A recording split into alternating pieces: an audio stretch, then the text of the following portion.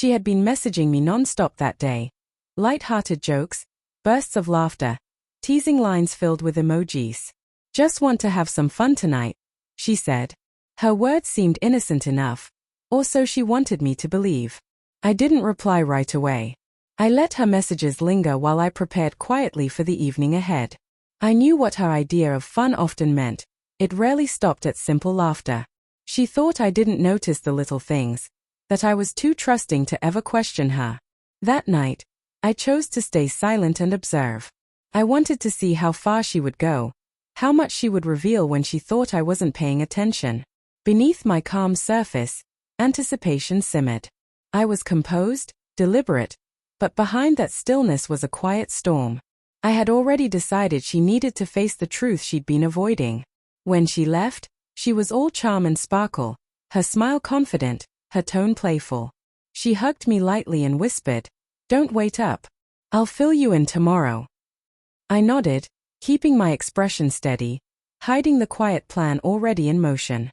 Her friends would take her at her word as always, believing she was just out to have fun. What she didn't know was that the night wouldn't unfold the way she expected. After she drove off, I made a few final adjustments. Lights dimmed, music low, an envelope placed neatly on the kitchen counter. The air felt heavy but calm, like the pause before a storm.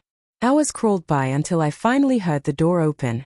She came in radiant, still glowing with the energy of her night out.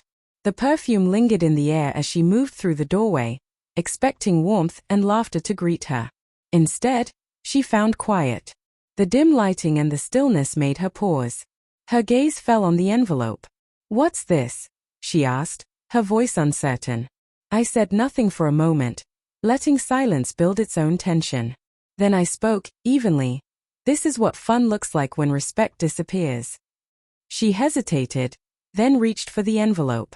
The color drained from her face as she opened it and saw the contents.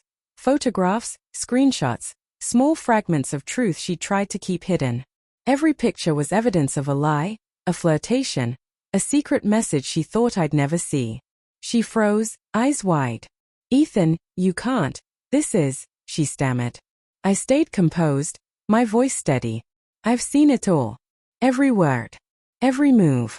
Every joke that went too far." The silence between us said more than anger ever could. Her confidence crumbled.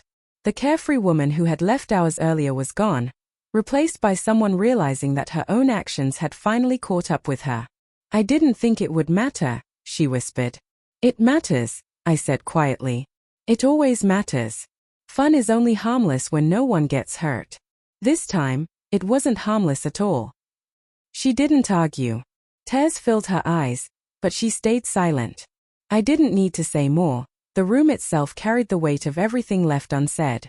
She sat there, absorbing it all, finally seeing the gap between her words and her actions. By morning, she spoke again, her voice fragile. "I didn't mean to." I met her gaze calmly. Intent doesn't erase impact. Respect has to be earned, and last night, you forgot that. She sat motionless, the realization settling in. The person she had pretended to be, carefree, untouchable, had vanished. When she finally left the room, I stayed behind, sipping my coffee, feeling both relief and sadness. The night had ended not with laughter, but with understanding. Her idea of fun had met its reckoning. And while she lost her illusions, I regained something far more valuable, the quiet certainty that dignity is worth more than blind forgiveness.